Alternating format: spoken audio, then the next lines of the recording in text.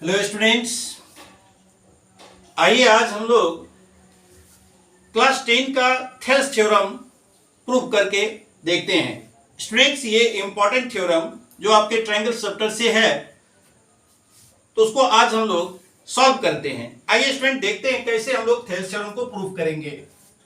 तो हमारा Thales theorem, तो स्टूडेंट्स इसको हम लोग बीपीटी भी कहते हैं। थेल्स थ्योरम को आप बीपीटी यानी बेसिक प्रोपोर्शनैलिटी थ्योरम भी कहा जाता है। इसको आप थ्योरम देखेंगे स्टेट एंड प्रूफ में, कभी कभी यह क्वेश्चन आपको पूछा जाएगा कि स्टेट एंड प्रूफ अगर ऐसा पूछा जाता है स्टूडेंट्स, अगर आपको एग्जाम में, तो इसका अर्थ होता है कि आपको हूबहू आपको थ्योरम लिखना भी होगा और उसको प्रूफ भी करना होगा। अगर केवल आपको यह लिखा है कि बीपीटी थ्योरम को आप, या थ्योरम आपके पास दिया हुआ है और आपको प्रूफ करने के लिए कहा जा रहा है, तो इसको बीपीटी यानी कि बेसिक प्रोपोर्शनल थ्योरम को हम लोग सॉल्व करके बताएंगे। आइए देखते हैं कैसे थ्योरम को सॉल्व करेंगे। तो स्टूडेंट्स इसको शॉर्ट में बीपीटी कहा जाता है, ये भी याद रखिए कि नहीं, बीपीटी आप याद रखेंगे तो बेसिक प्रोपोर्शनैलिटी थ्योरम। ये थ्योरम है क्या, आप देखिए। यह थ्योरम कह रहा है if a line is drawn parallel to one side of a triangle to intersect the other two sides of distinct points, two sides in distinct points, then other two sides are divided in the same ratio।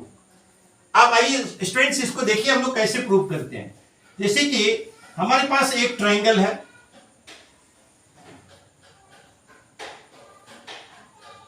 एक triangle draw करते हैं students, और ये triangle हमारे पास देखिए, ये triangle है और इस ट्रायंगल में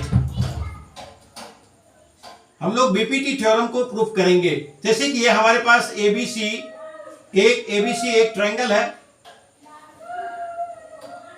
और ए बी और सी ये ट्रायंगल है हमारे पास स्टूडेंट्स। और यहां कहा जा रहा है कि मान लीजिए एक साइड के पैरेलल में, इस साइड के पैरेलल में कोई एक लाइन हम खींचा हुआ है। ये हमारा थ्योरम कह रहा है if a line is parallel drawn to parallel one side of a triangle, जैसे मान लीजिए डी है और ये हमारे पास ई है। क्लियर है स्टूडेंट्स? ये लाइन आपको बीसी के पैरेलल में दिया हुआ है। आपके पास ये दिया हुआ है कि ये जो है डीई पैरेलल बीसी है और वह ए बी और ए सी को दो अलग अलग पॉइंट डी और ई पर इंटरसेक्ट करता है। तो आपको प्रूफ करना है कि ये सेम रेशियो में भी बांटता है इसको, A D by D B बराबर ए बाई ई सी भी होगा। यानी कि कहने का मतलब है इस साइड और इस साइड यानी ए बी और ए सी को वह सेम रेशियो में डिवाइड करेगा, यानी वो प्रोपोर्शन में होगा, समान अनुपात में होगा। तो सबसे पहले ये देखते हैं स्टूडेंट्स कि हमारे पास दिया हुआ क्या है। हमारे पास दिया हुआ है, पहले गिवन हम लोग लिखते हैं कि हमारे पास क्या दिया हुआ है। हमारे पास दिया हुआ है एक triangle ABC in which DE parallel BC, ये हमारे पास दिया हुआ है कि डीई पैरेलल बीसी है और ये डीई जो है intersect AB, DE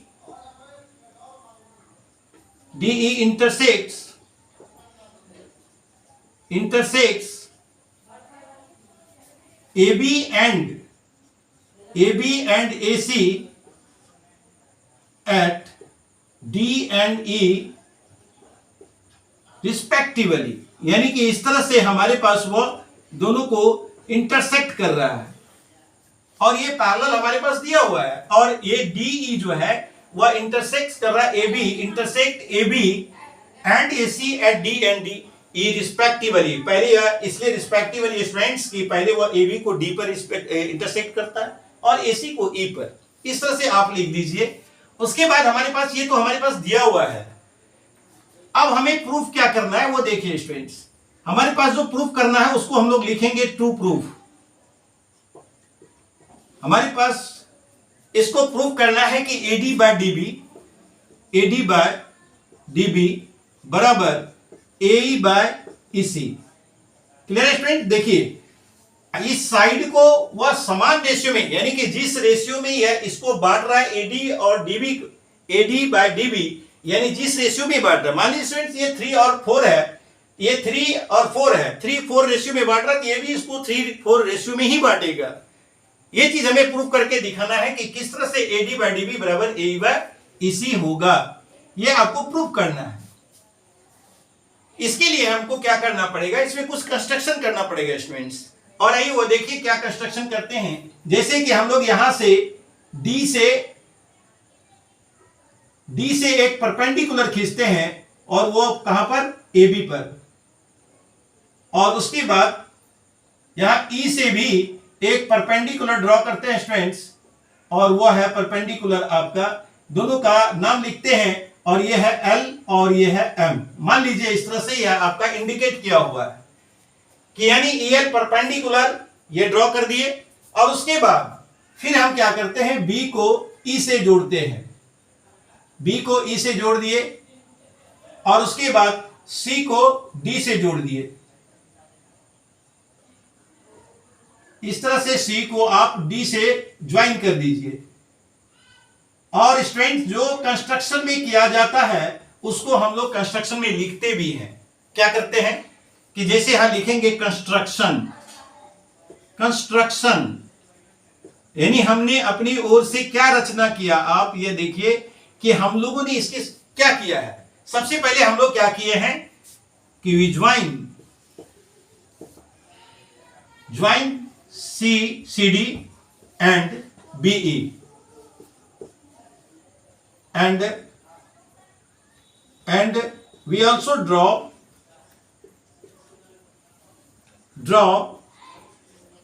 EL perpendicular AB and DM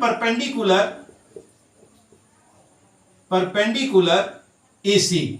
clear student, देखिए क्या किए हम लोग, पहले इसको ज्वाइन कर दिए, BE को ज्वाइन किए, CD को ज्वाइन कर दिए, और यहां पर DM परपेंडिकुलर AC लिखे हैं, क्योंकि यहां पर EL perpendicular AB, EL perpendicular AB है, और DM परपेंडिकुलर AC है। और स्टूडेंट्स परपेंडिकुलर जो होता है वो हाइट होता है, किसी भी ट्रायंगल का जो परपेंडिकुलर है वो उसका हाइट होता है। क्लियर स्टूडेंट्स, अब आइए हम लोग लिखते हैं प्रूफ। ये हमारा गिवन, टू प्रूफ और कंस्ट्रक्शन हो गया स्टूडेंट्स। अब हम लोग लिखते हैं प्रूफ। अब देखिए यहां प्रूफ में हम लोग क्या लिखेंगे, क्या देंगे, क्या हम लोग प्रूफ करेंगे, कैसे हम लोग इसको प्रूफ करेंगे कि ये सेम रेशियो में, या इसको इस आपको AB और AC को वो कैसे सेम रेशियो में डिवाइड करता है। तो स्टूडेंट सबसे पहले हम लोग देखते हैं ऊपर के ट्रायंगल ADE में इसका एरिया क्या होता है।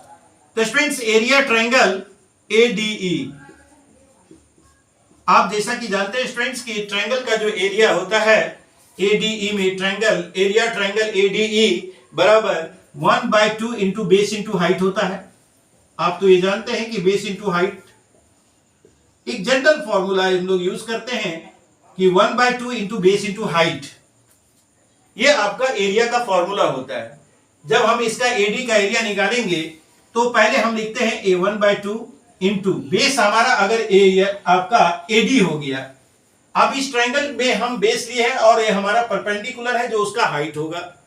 यानी कहने का मतलब क्या है कि ये जो है आपका AD हो गया इंटू हाइट इसका हो गया स्टूडेंट्स EL। क्या होगा, EL, यानी ADE का जो एरिया है वो आपका 1/2 into AD into EL। Clear students, देखिए यहां पर 1/2 इंटू बेस इंटू हाइट हो गया हमारा, यानी आप इस तरह से लिख सकते हैं एरिया ट्रायंगल ADE बराबर हो गया इतना। उसके बाद इसी तरह से हम इसका DBE का एरिया निकालते हैं स्टूडेंट्स।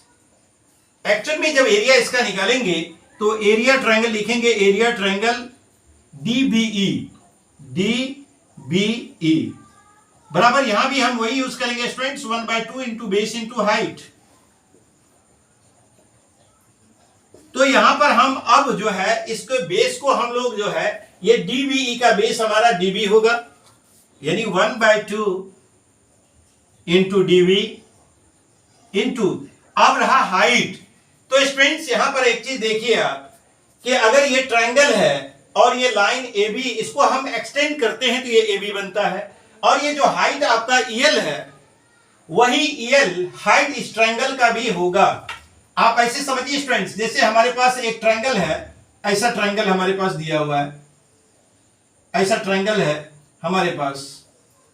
अब आप कहें कि ये भी हाइट होगा, ये हाइट, अब उसके बाद एक्सटेंड अगर हम करते हैं तो ये हाइट इसका, ये हाइट होगा इसका परपेंडिकुलर है, क्योंकि ये परपेंडिकुलर 90 डिग्री है, चाहे वह इस ट्रायंगल में हो या उसको एक्सटेंड करने के बाद वो परपेंडिकुलर आता है तब भी उसका वही हाइट होगा, भले वो बाहर क्यों ना हो। कभी कभी स्टूडेंट्स यहीं पर ये कंफ्यूजन क्रिएट होता है कि आखिर how can it possible EL will be the height of DBE, क्योंकि वो DBE पर तो है ही नहीं। स्टूडेंट्स खास करके सारे छात्रों में यानी स्टूडेंट्स में यही कंफ्यूजन ज्यादा क्रिएट होता है कि यह EL कैसे इसका हाइट हो सकता है। तो स्टूडेंट्स क्या है ना कि जब आप इस ट्रायंगल को देखिए, राइट एंगल ट्रायंगल तो है नहीं, तो जब हम इस साइड को एक्सटेंड करते हैं तो इसका जो परपेंडिकुलर ड्रॉ होता है वह उसके एक्सटेंडेड पार्ट पर ही है, तो वही उसका हाइट होगा। यानी इस कंडीशन में भी हम इसका हाइट लिखेंगे EL। Clear students?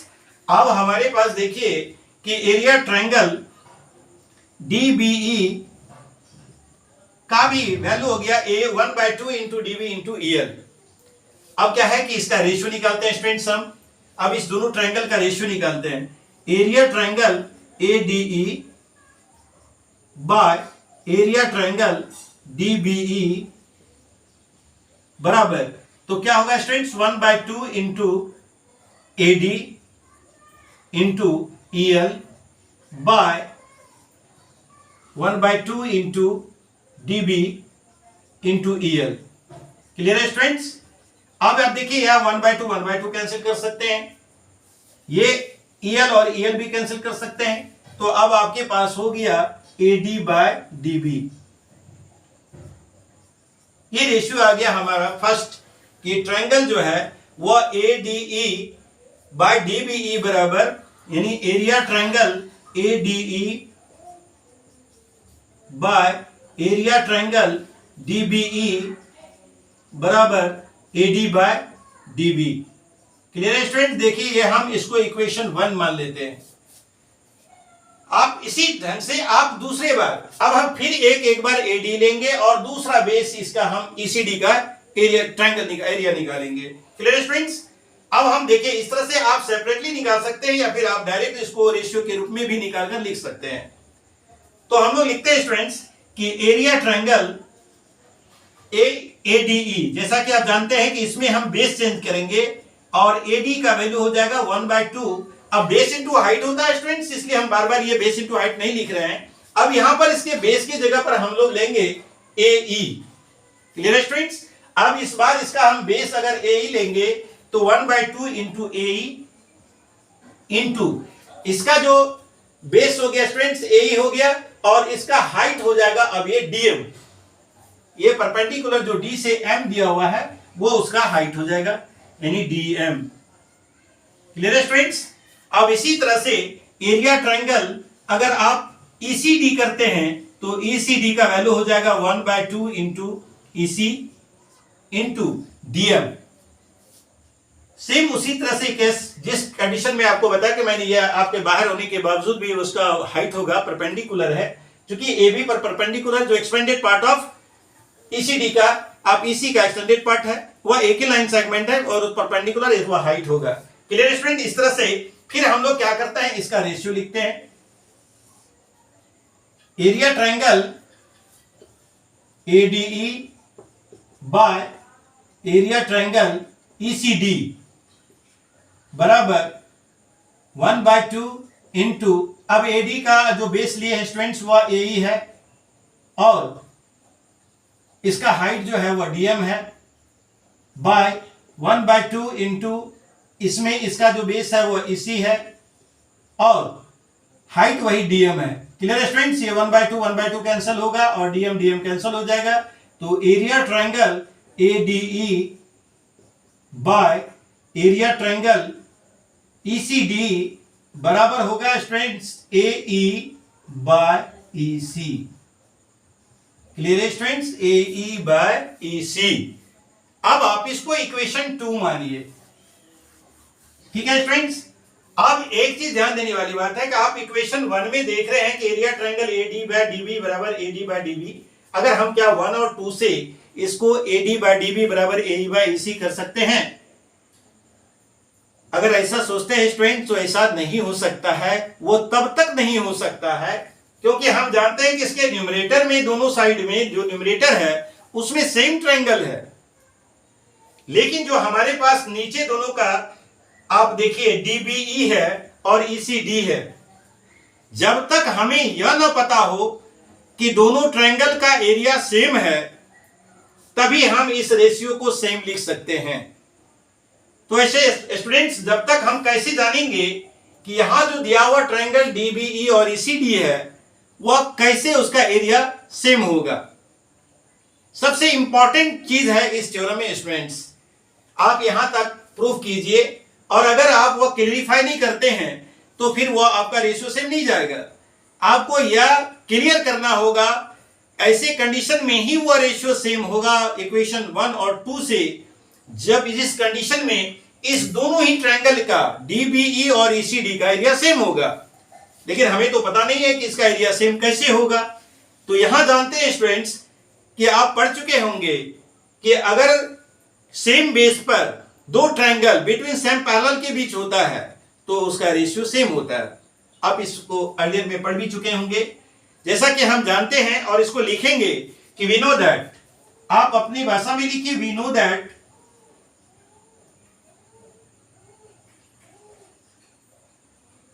या आप ऐसा करें स्टूडेंट्स, आप वी नो दैट लिखेंगे तो ज्यादा लंबा हो जाएगा। आपको हम बता देते हैं कि ऐसा है कि वी नो दैट लिख सकते हैं आप, triangles on the same base between same parallels are equal in area।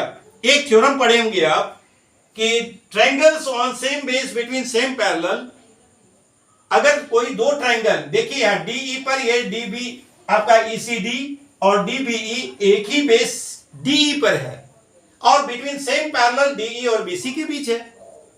अगर आप लिखेंगे तो यह लंबा हो जाएगा। आप जान लीजिए, आप वो अपनी भाषा में बनाना चाहेंगे तो आप लिखेंगे as we know that triangles on the same base between same parallel are equal in area। Here we see that triangle DBE and ECD are on same base DE and between the same parallel DE and BC। So area of triangle DBE बराबर ECD। Student इतना आप लिख सकते हैं। क्योंकि हम यहां पर एक साथ आपको इस पर बता रहे हैं एक ही जगह, जिसके कारण आपको हम केवल यहां लिखते हैं जो थ्योरम है, since triangle DBE and triangle ECD are on same base DE and between same parallel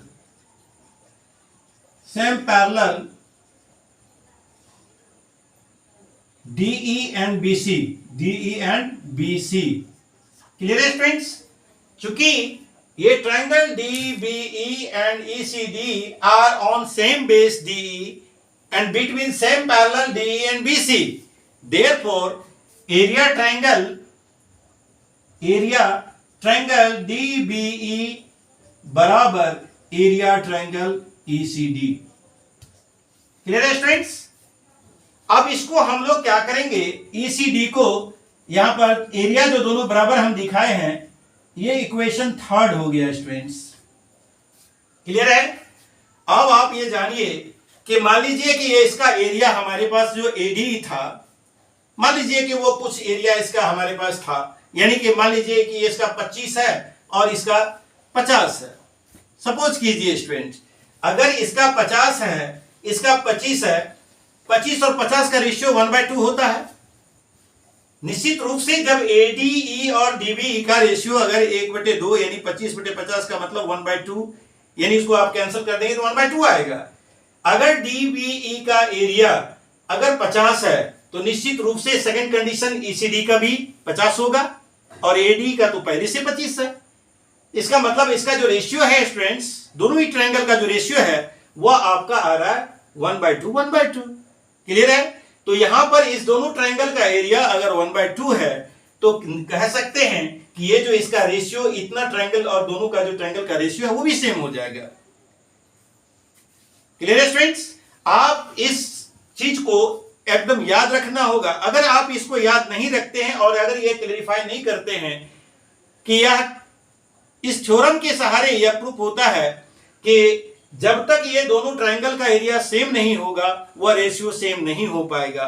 और इस थ्योरम को याद रखना जो आप अर्लियर में पढ़ चुके हैं कि जब एक ही बेस पर दो ट्रायंगल हो और उसके बीच parallel line, same parallel line के बीच हो, तो निश्चित रूप से वो दोनों का एरिया सेम होता है।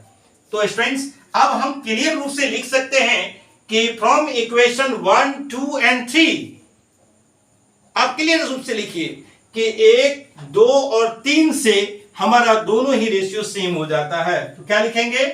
From equation 1, 2 and 3 we have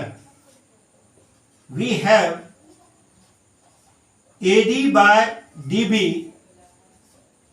बराबर AE by EC।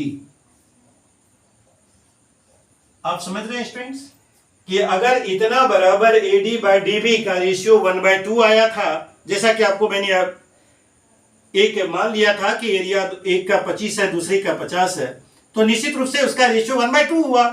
इसका मतलब इसका भी रेशियो अगर 1/2 है और इसका भी 1/2 है, तो निश्चित रूप से ये इक्वेशन 1 में इसका जो रेशियो इसके बराबर है, इसका रेशियो इसके बराबर, तो वो भी 1/2 होगा, यानी सेम होगा।